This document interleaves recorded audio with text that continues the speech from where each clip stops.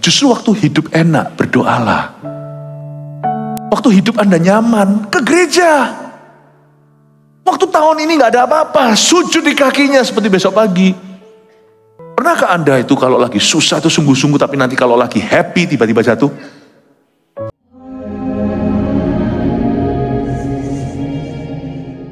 Kita buka sama-sama di Kejadian pasal 9. Sebuah kejadian yang memalukan.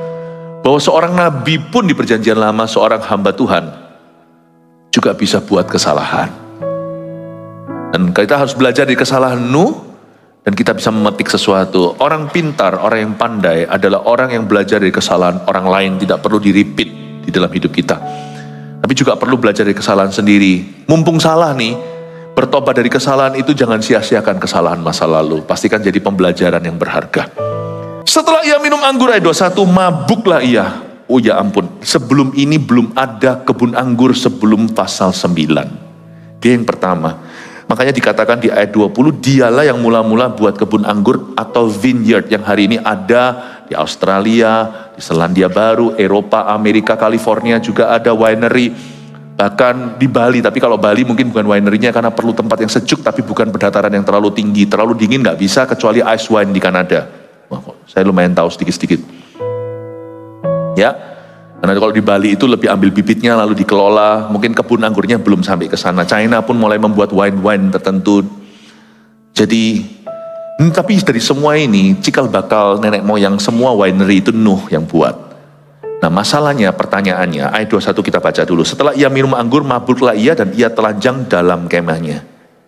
Tunggu sebentar, ayat 21. Pertanyaan saya adalah, apakah dia pertama kali cicip anggur? Kok dia pertama cicip langsung mabuk? Saya percaya kalau orang mabuk, itu pertama-tama dia akan merasa pusing dulu. Dia nggak akan terus langsung, ya saya nggak pengalaman soal mabuk, mungkin Anda perlu tanya orang sebelah Anda. Tapi nggak mungkin dia langsung minum mabuk itu. Dia pasti kuat minum dulu untuk mabuk segitu, paham? Kalau orang nggak pernah minum anggur, dia minum sedikit pasti dia, pertama dia nggak biasa taste-nya karena dia biasa Coca-Cola. Atau dia minum sedikit mungkin dia pusing, lalu dia berkata, wah apa ini? Atau terlalu keras seperti vodka yang 40%. Misalnya. Dan untuk dia bisa minum anggur sampai mabuk telanjang, dia harus kuat minum dulu. Itu dosisnya naik dulu. Nggak mungkin dia minum sekali langsung pusing dulu. Dia hindari. Ini pasti dia sudah nikmati sampai dia mabuk begitu. Nah inilah pelajaran berharga.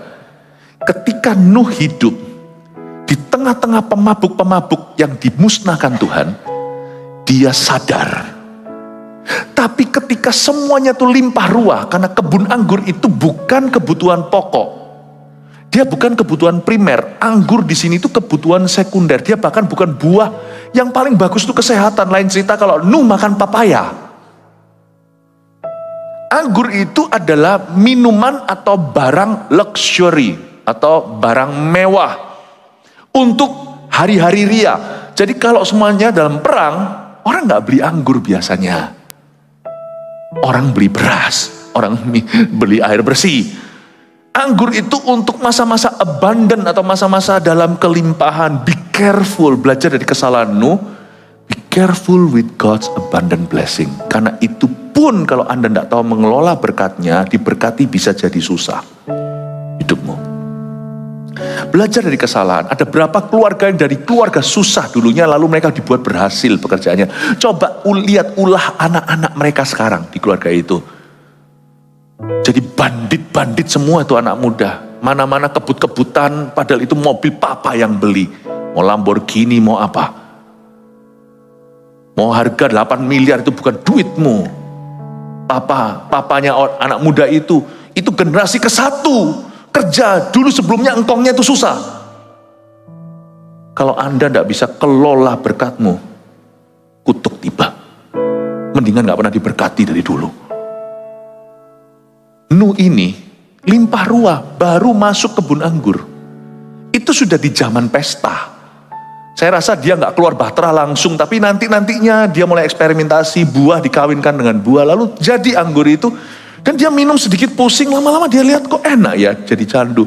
Dan dia tahu Nggak ada yang namanya orang jatuh itu semalam, itu selalu progresif, lebih tepatnya regresif. Dia mundurnya itu pelan-pelan. Be careful dengan what you allow, apa yang kau izinkan. Kompromi itu datangnya dengan gaya erosi, perlahan-lahan namun jadi. Justru waktu hidup enak, berdoalah. Waktu hidup Anda nyaman, ke gereja. Waktu tahun ini nggak ada apa-apa, sujud di kakinya seperti besok pagi. Waktu anak-anak tidak punya lagi kebutuhan, semua disediakan, suruh mereka melayani, itu suruh pegang kamera. Suruh jadi asyik di luar berkata, shalom, shalom, ajari dari kecil, nggak gitu nanti besar jadi bandit. Nabrak kanan kiri. Karena saya pikir anak orang miskin jauh lebih diberkati loh jadi daripada anak orang kaya. Berkat mereka cuma materi. Tapi nggak semua ya. Anak orang miskin kalau punya mental yang salah, lalu habis itu iri hati, apalagi mencuri juga tidak benar. Anak orang kaya kalau diajar benar, disitulah turun-temurun berkat Abraham dipelihara dalam keluarganya. Berkat anak cucu itu ada, Abraham, Ishak, Yakub, Yusuf. Itu coba Anda lihat, Abraham kalah sama Ishak. Bukan kalah pamornya, Abraham tetap bapak iman. Tapi Ishak lebih gede dari Abraham. Gak lari tuh devisanya. Yakub lebih gede dari Ishak, nggak dikasih pinjaman, Yakub itu lari. Yusuf 0, baju pun dikasih sumba darah, pura-pura jadi darah kambing, difitnah sama saudaranya, katanya diterkam oleh binatang buas. Tapi lebih besar lagi, dia beli seluruh Mesir, sampai orang Mesir pun jadi propertinya. Coba bayangkan, Abraham itu pergi sebagai nomaden ke negeri orang. Sampai usia cicit, sampai keturun ke cicitnya, itu orang Yahudi, turun-temurun warisan tidak hilang. Sampai ke bawah Yusuf, dia bukan nomaden di negeri orang, dia beli negeri orang, dia jadi orang asing tapi jadi tuan. Coba Anda lihat, kalau anak orang berhasil seperti Abraham, dididik dengan benar, berkat Tuhan tidak akan lari dari keluarga itu. Tapi keturunanmu akan jadi berkat bagi dunia, katanya. Berkat bagi bangsa-bangsa. Saya ingin Anda untuk melihat bukan kaya miskinnya secara harta, mengubah perspektifmu, belajar dari kesalahan Nuh di masa-masa abundant atau di masa-masa dia limpah ruah, dia nggak hati-hati. Dia minum sedikit, dan justru di masa-masa dia dikelilingi oleh pemabuk, dia sadar. Tapi ketika dia dikelilingi dengan orang sadar, istri anak-anaknya sendiri, mabuk malahan. Pernahkah Anda itu kalau lagi susah itu sungguh-sungguh, tapi nanti kalau lagi happy tiba-tiba jatuh? Berapa banyak di antara kita misalnya retreat, wah mau persiapan, wah tegang sekali pertama kali pimpin pujian atau pelayanan, disuruh sharing mungkin di kelompok kecil per kamar, wah persiapan, tapi setelah retreat selesai, jatuh di kebiasaan buruk lagi. Be careful with good time. Hati-hati. Itulah sebabnya saya sebagai gembala, saya akan terus menjadikan ini culture kebudayaan gereja ini. Baik gak baik waktunya, tutup tahun sungkem, buka tahun sungkem sama Tuhan Yesus. Saya ajari anak-anak saya, kita bisa memberi dalam kelimpahan, kita bisa memberi dari kekurangan, karena kita adalah pemberi. Saya beritahu sama anak-anak saya, namanya Mantova, semua pemberi, tidak ada yang mengemis-ngemis. Saya nggak peduli kalau kita jadi pengemis, kita akan menjadi pengemis yang memberi. Bukan pengemis nggak akan memberi. Tapi kita nggak akan pernah ngemis. Kurang nggak apa-apa. Kita mawas diri, kita akan selalu menjadi pemberi. Itu status. Ajari putra-putrimu, belajar dari kesalahan ini, dari kesalahan Nuh. Ketika dia nyaman, dia tidak jaga. Karena itu minta berkat nggak selalu baik buat kita. Mintalah hati bijaksana, itu lebih tepatnya. Karena orang yang memperoleh hati bijaksana memperoleh sesuatu yang lebih berharga daripada emas, perak, dan permata, kata Amsal. Orang yang punya hati bijaksana bisa mengelola kekurangan. Orang yang hatinya bijaksana bisa mengelola kelimpahan. Selama dia bijaksana, dia pengelola di mata Allah. Amin Bapak Ibu Saudara. Saya harap ini berguna untuk tahun 2024, arah hidupmu supaya benar di hadapan Tuhan. Setelah ia minum anggur, dia mabuk. Ayat 22, maka Ham, bapak kanan itu melihat aurat ayahnya, lalu diceritakannya kepada kedua saudaranya di luar sana. Sesudah itu Sem dan Yafet mengambil sehelai kain dan membentangkannya pada bahu mereka berdua. Lalu mereka berjalan mundur. Mereka menutupi aurat ayahnya, maksudnya kemaluan, sambil berpaling muka, sehingga mereka tidak melihat aurat ayahnya. Ada 3 anak Nuh, Sem, Ham, dan Yafet. Ini anak kedua. Saya anak kedua, jadi saya baca begini.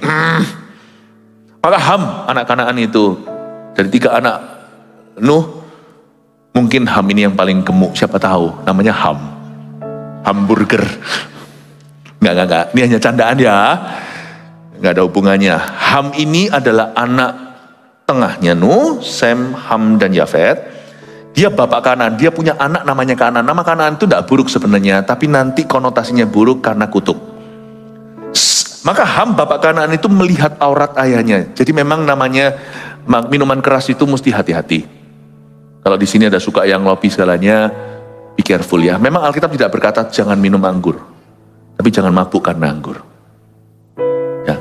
Jangan mencobai dirimu sendiri sampai perbatasan. Jangan.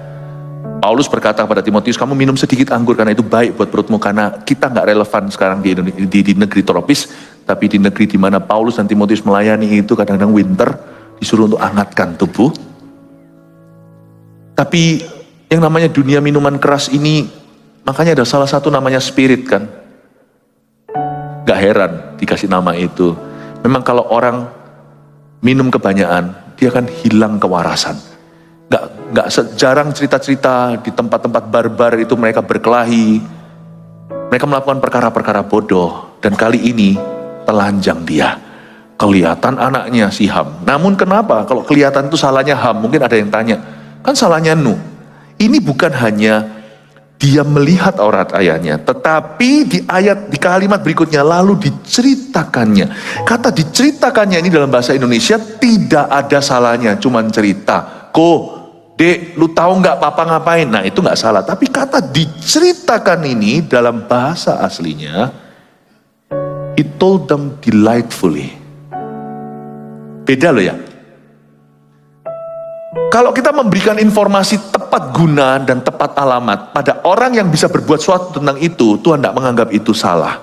Karena informasi itu sebagai transmisi atau kita itu transfer informasi untuk berbuat sesuatu. Tapi kalau kita ceritanya itu sambil lihat orang itu, sambil begitu ekspresi wajahnya, kita menikmati itu, di mata Tuhan, itu bukan diceritakan. Itu digosip ria. Paham ya? Hati-hati loh, Tuhan itu mendengar loh. Orang yang kepo tak perlu, itu bahaya sesuatu. Dan dia cerita. Itu dikatakan di Alkitab, di sini diceritakannya itu, he told his brothers delightfully. Karena itu kita perlu belajar sesuatu. Perkara-perkara yang menyedihkan, yang menyayat hati Tuhan, don't laugh about it, don't make jokes about it. Jangan buat itu jadi lelucon. Jangan ketawa di mana Anda perlu meratapi sesuatu. Saya kalau mendengar orang Kristen salah, hamba Tuhan jatuh, saya itu sedih. Saya tidak akan sembarang cerita, apalagi kalau saya cerita dengan orang yang akan melukai imannya. Orang itu mungkin belum aman dengan Tuhan, apalagi bukan orang seiman. Saya harus hati-hati, karena apa yang saya utarakan itu saya tanggung jawab di depan Tuhan. Karena ayatnya berkata, apa yang mulutmu katakan akan menyeretmu ke pengadilan. Saya harus cerita, kalau saya nggak boleh cuci tangan. Masalah dalam gereja, di dalam kekristenan adalah orang itu biasanya, udahlah, jangan jamak orang yang diurapi. No, kalau Anda berada di posisi dan Anda perlu beritahu, Anda perlu ngomong sesuatu dan kita perlu arahkan itu dengan benar. Tapi informasi itu kuasa. Karena itu jangan sampai Anda terima telepon, kasih informasi pribadimu. Bisa terjadi pencurian identitas. Don't you know that information is power? Gak percaya? Coba beritahu tanggal lahirmu, nomor HP-mu semuanya, nanti jangan heran tiba-tiba ada sesuatu tercuri dari Anda.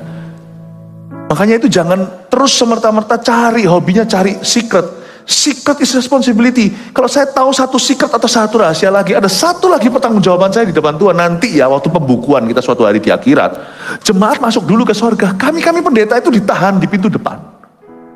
Karena hitungannya lebih banyak bon-bonnya. Nah, jangan banyak yang mau jadi guru. Lah kenapa kok ada orang itu yang kepo, suka mau tahu. Lalu gunanya apa? Kami para hamba Tuhan siap-siap nanti pada waktu kita mati atau Tuhan datang kembali, kalau kita hidup-hidup dibawa ke sana, semua jemaat akan masuk, halo Pak Yu, bye, semua baik kita di sana masih disertai Tuhan dengan semua golongan pendeta. Lalu satu-satu, oke, you know the secret, kamu apakan dengan rahasia ini, kamu tahu informasi ini, kamu apain, kamu bocorkan ya ke ini, kamu buat satu orang tidak beriman jadi tambah. Akhirnya masuk neraka gara-gara mereka semakin jauh dari Injil dan mereka menghina Injil karenamu. Orang ini yang lemah imannya sekarang kembali ke hidup lama karena kecewa, karena apa yang kamu katakan. Lalu orangnya Messi memang sudah beriman dan sudah aman, tetapi dengan kata-katamu itu dia sempat gelisah berapa hari dan dia sempat mundur dari Kristus. Ya ampun. Karena itu saya tidak akan cerita rahasia orang. Saya juga nggak akan cerita rahasia saya, kecuali memang itu adalah dalam integritas saya, tanggung jawab saya untuk menceritakan pada orang, kepada siapa saya bertanggung jawab. Dan saya tidak akan cari tahu rahasia. Saya beritahu pada Anda, kami ini tahu rahasia orang lebih banyak daripada yang Anda kira. Hati-hati bukan cuma di mimbar, di mana-mana. Hidupmu juga sama. Kita sama-sama debu dan tanah, kita sama-sama kan dihakimi dan diadili. Belajar sesuatu, Ham menceritakan dengan sembrono, malah dia menikmati itu. Ini yang saya sebut karakter killing. Kena kutuk dia. Tapi nanti kita lihat, kenapa anaknya Kanaan juga kena kutuk? Waduh, yang satu ini smoking, yang satu second hand smoking, yang satu merokok, mengisap, yang satu mengisap asap rokok. Kalau Anda tidak bisa menjaga hati kepahitan, keturunanmu juga akan kepahitan. Yang kena kutuk nanti dua-dua yang mengisap rokoknya dan mengisap asapnya. Karena itu jaga hati dengan segala waspada, semua kehidupan mengalir dari sana itu. Bahkan anak cucumu bergantung dengan itu. Makanya itu kita perlu jaga hati di 2024, tidak hanya untuk diri sendiri, tapi juga untuk keluarga kita. Untuk orang-orang di sekeliling kita. Saya tunjukkan bahwa Kanaan ikut-ikutan. Kanaan ini bukan tanah, Kanaan ini adalah seorang individu yang menjadi sebuah bangsa, yaitu bangsa Kanaan yang ditumpas oleh Yosua. Sesudah itu Sem dan Yafet mengambil sehelai kain dan membentangkannya pada bahu mereka berdua, ayat 23. Lalu mereka berjalan mundur, mereka menutupi aurat ayahnya sambil berpaling muka, sehingga mereka tidak melihat aurat ayahnya. Ada dua tujuan mereka berjalan mundur, pakai spray atau pakai handuk atau pakai apa atau pakai baju, tutup aurat ayahnya, dibebet begini. Dua alasan mereka jalan mundur. Satu, mereka sendiri nggak mau lihat. See no evil, hear no evil. Ini urusan mama, bukan urusan saya. Nggak mungkin kan di budaya timur lalu kita cerita, "Pa, tadi malam aku lihat sesuatu." Nggak bisa. Paling kita ngomong sama, "Ma, papa begini." Ya kan? Itu bukan. Jadi dia tahu, dia pertama harus selamatkan ayahnya. Ini suatu dosa yang tidak disengaja, tapi kesembronaan dari papanya, ya sudah. Saya percaya itu terjadi peperangan batin di dalam diri mereka masing-masing, Sem dan Yafet. Tapi mereka segera tutup aurat ayahnya. Satu, mereka sendiri nggak mau lihat. Dua, mereka nggak mau orang lain lihat, karena Nuh pasti pada saat itu sudah lebih banyak, keluarganya lebih besar daripada 8. Tutup. Buktinya dia sudah punya cucu tuh, ada Kanaan. Sem pasti punya anak, Yafet juga punya anak. Jadi ditutup. Jadi pada saat kita peperangan batin, kita tetap harus melakukan yang benar. Boleh kita merasakan perang batin, konflik batinnya, tapi jangan lakukan sesuatu secara sengaja yang salah. Karena Tuhan tidak akan pedulikan emosimu saat itu, Tuhan pedulikan keputusanmu. Lalu setelah itu, ayat 24, setelah Nuh sadar dari mabuknya dan mendengar apa yang dilakukan anak bungsunya kepadanya, berkatalah ia, apakah kakak sama adiknya laporkan ke papanya? Siapa yang memberitahukan kepada Nuh apa yang dilakukan oleh si Ham? Saya tidak tahu, ayat 24 tetap misteri, tapi saya rasa kalau Sem dan Yafet bisa melindungi papanya demikian rupa, dia pasti nggak sembarang ngobrol tentang aurat papanya. Pertama, mereka tidak melihat, tapi kemungkinan besar bisa jadi, ini pakai bahasa modern ya, Nuh waktu sadar dia lihat Instagram, cucunya Kanaan cerita, lu tahu nggak ya grandpaku, Difoto, diburam sedikit karena masih ada keprimanusiaan. Ini loh tadi malam, gila nggak guys? Makanya papa dan anak, hei Ham, kamu sendiri juga seorang ayah, kok double standar? Kamu mau digituin sama anakmu? Kenapa kamu gituin papamu? Lalu mungkin, ini bahasa modern tadi, waktu Nuh bangun, lihat itu di Instagramnya, dia kaget terkejut. Terjadi pembicaraan di antara cucunya. Wah! Makanya Anda jangan kaget. Yang pertama keluar dari mulut Nuh adalah, berkatalah ia, baca ayat 25, terkutuklah Kanaan. Cucunya ini, hendaklah ia menjadi hamba yang paling hina bagi saudara-saudaranya. Mungkin papa sama anak, Ham dan Kanaan, kolaborasi. Ya, kolaborasi lewat IG kan juga bisa, collab nih namanya. Tapi si Nuh marah. Kamu kok bisa begini Ham? Mulai hari ini aku kutuki kamu kolesterolan. Jangan makan banyak-banyak Ham. Ini candaan saja, udah malam. Ya, guyon ya. Terkutuklah Kanaan, hendaklah ia menjadi hamba yang paling hina bagi saudara-saudaranya. Sebentar, di ayat sana saya mau jelaskan. Kanaan baru alami kutuk ini 800 tahun kemudian. Baru 800 tahun kemudian ditumpas Yosua. Jadi antara kutuk diutarakan, kutuk dideklarasikan, dan kutuk dialami, itu ada 800 years. Just because, hanya karena kau lihat orang fasik itu flourish atau berkembang, hanya karena kau melihat orang yang tidak takut akan Allah seperti beria-ria, jangan kau kira berkat Allah ada di kepalanya. Dia sudah dikasih tanda untuk dihukum sama Tuhan. Cuman antara dia sekarang sampai hukuman itu mungkin masih ada happy yayanya. Jangan Anda kira kalau hidupmu enak itu berarti Tuhan berkenan. 800 tahun kemudian seluruh orang Kanaan tumpas. Tapi Sem, Ham, dan Yafet ini jangan diartikan bangsa tertentu. Sem itu bangsa Eropa, langsung nanti bangsa Afrika, jangan gitu. Tidak ada tempat ruang untuk rasisme. Karena sebenarnya dalam sejarah, keturunan Ham, yaitu orang-orang Kanaan, semua sudah punah hari ini. Antara mereka punahnya kena perang, atau kawin campur sudah menjadi blend menjadi bangsa-bangsa sekarang. Ini tidak bisa diartikan secara ras, tapi secara sifat. Ham ini adalah the Near Eastern people zaman dulu. Zaman dulu itu loh nanti yang muncul-muncul sampai Goliat apa semuanya itu kan dari situ.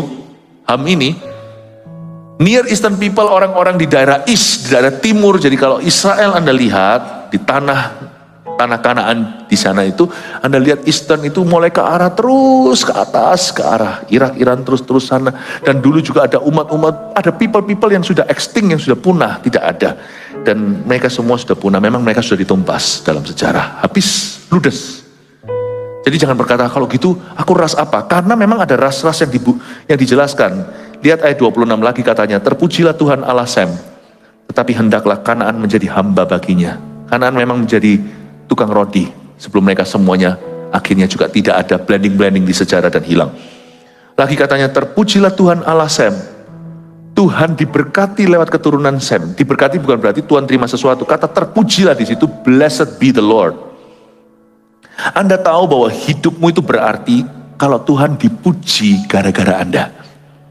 Orang Kristen ya luar biasa. Nah, Anda langsung tahu, gak usah cari pengakuan. Tuhan sudah memberimu pengakuan. Kalau orang tidak benar mengakuimu benar. Kalau orang tidak benar mengakuimu sama-sama seperti saya, lain cerita. Tapi kalau orang yang tidak benar, bahkan orang benar pun bisa mengakui bahwa engkau benar.